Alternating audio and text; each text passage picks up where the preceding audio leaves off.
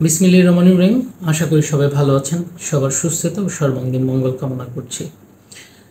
আজকে আমি যে বিষয়টি নিয়ে কথা বলবো সেটা হলো যোগাযোগ। আমাদের কেন যোগাযোগ রাখা উচিত বা আপনাদের কেন যোগাযোগ রাখা উচিত, আপনার পরিবার, আপনার সমাজ, আপনার বন্ধুমহল, সবার সাথে। আজকে আমি যোগাযোগের প্রসঙ্গে যেই বিষয়টি টেনে আনছি সেটা হলো আপনার আমার পরিবারের অনেক সদস্যই পরিবারের বাইরে থাকে, জীবন জীবিকার প্রয়োজনে নিজের গ্রাম, নিজের ফ্যামিলিকে রেখে শহরে থাকে, অন্য কোনো জায়গায় থাকে এবং বিশেষভাবে এই জন্য বলছি যারা দেশের গণ্ডি পেরিয়ে দেশের বাইরে থাকে। আমরা যারা পরিবারের সাথে থাকি স্বাভাবিকভাবেই পরিবারের সবার সাথে দেখা হওয়ার একটা সুযোগ থাকে।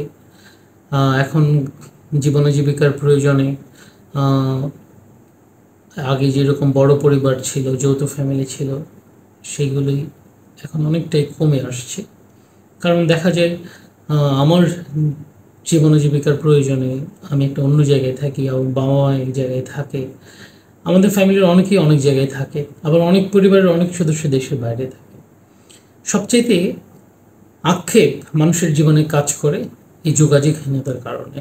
কারণ আপনি দেখবেন যে সচরাচর কর্মব্যস্ত থাকার ফলে বা জীবন অনেক যান্ত্রিক হয়ে যাওয়ার ফলে আমরা অনেক সময় কাজ শেষ করে এসে আমরা আমাদের পরিচিত জনের বা পরিচিত মানুষজনের সাথে যোগাযোগ করার সুযোগ পাই না।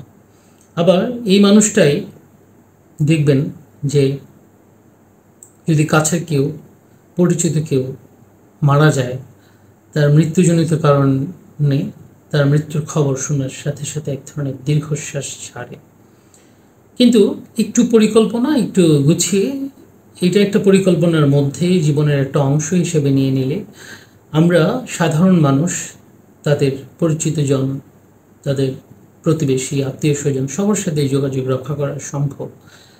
আমরা অনেক সময় এই যোগাযোগহীনতার মূল কারণ আমরা যোগাযোগ বিচ্ছিন্ন হয়ে থাকতে থাকতে এক ধরনের অভ্যস্ততায় নিজেকে অ্যাডাপ্ট করে নিয়েছি। আবার অনেক সময় দেখা যায় কাছের অনেক আত্মীয় স্বজনের সাথে আমাদের এক ধরনের ভুল বোঝাবুঝি, মনোমালিন্য কাজ করে।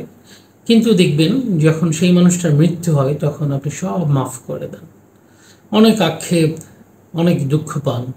কিন্তু জীবদ্দশায় যদি সেই মনোমালিন্য বা ভুল বোঝাবুঝিটা গুছিয়ে নিয়ে আসতে পারেন, এটা একটা সমাধানে চলে আসতে পারেন, তাহলে সেই মানুষের সাথে কিন্তু যোগাযোগ রক্ষা করা সম্ভব।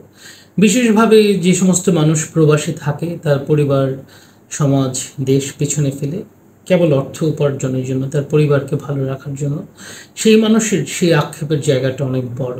স্বাভাবিকভাবেই দেখবেন যে একদম পরিবারের মা বাবা বা স্ত্রী, সন্তান, তারা যদি মারা যায় সেক্ষেত্রে অনেক সময় সেই মানুষ ফিরে আসে, চেষ্টা করে শেষ যাত্রায় শেষবার তাকে দেখে যাওয়ার জন্য। কিন্তু এর বাইরেও আপনার নিকট আত্মীয় থাকতে পারে, দূরের আত্মীয় থাকতে পারে, খুব ভালো সম্পর্ক ছিল এরকম মানুষ থাকতে পারে। এই মানুষজনের মৃত্যুজনিত খবর আপনাকে খুব ব্যথিত করবে, আপনাকে অনেক বেশি আক্ষেপ এনে দিতে পারে জীবনে। কারণ সেই মানুষগুলির সাথে আপনার ব্যস্ততার কারণে আপনি যোগাযোগ করেননি এবং সেই মানুষগুলি যোগাযোগ করেননি। সুতরাং এই যে কমিউনিকেশন বা যোগাযোগের বিষয়টা, এটা দুই পক্ষেরই। আমি খুব চাইলাম, আপনাকে ফোন করলাম বা হোয়াটসঅ্যাপে বা মেসেঞ্জারে কোনো মাধ্যমে আপনাকে রিচ করার চেষ্টা করলাম, একটা খুদে বার্তা পাঠালাম, কিন্তু আপনি কোনোভাবে সেটা রেসপন্স করলেন না। এইটাও কিন্তু আপনাকে আক্ষেপ দেবে। আপনি যদি জানেন যে সেই মানুষটা নেই, বেঁচে নেই, তাহলে আপনি যদি মানুষ হয়ে থাকেন স্বাভাবিকভাবেই সেই অনুশোচনা আপনার মধ্যে কাজ করবে। সুতরাং যেটা উচিত সেটা হলো যে আমাদের এই যে বোথ সাইড বা দুই পক্ষ থেকেই যখন কেউ যোগাযোগ করে, আপনি আপনার সুবিধা মতো সময়ে চেষ্টা করবেন সেটার একটা ফিডব্যাক দেওয়ার জন্য, রেসপন্স করার জন্য। স্বাভাবিকভাবেই যে মানুষ বাইরে থাকে সেও চেষ্টা করবেন কাজের ফাঁকে, অবসর সময়ে ধরে ধরে যে কাদের সাথে অনেক দিন যোগাযোগ নেই কিন্তু তাদেরকে আপনি মিস করেন, তাদের সাথে যোগাযোগ করার জন্য।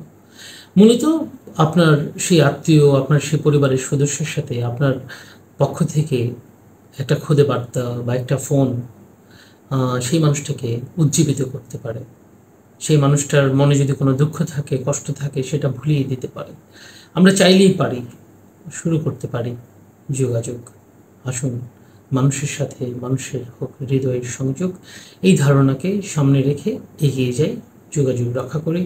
ভালো থাকবেন, সবাই সুস্থ থাকবেন। আবারও সবার মঙ্গল কামনা করে আজ এখানেই বিদায় নিচ্ছি। আল্লাহ হাফেজ।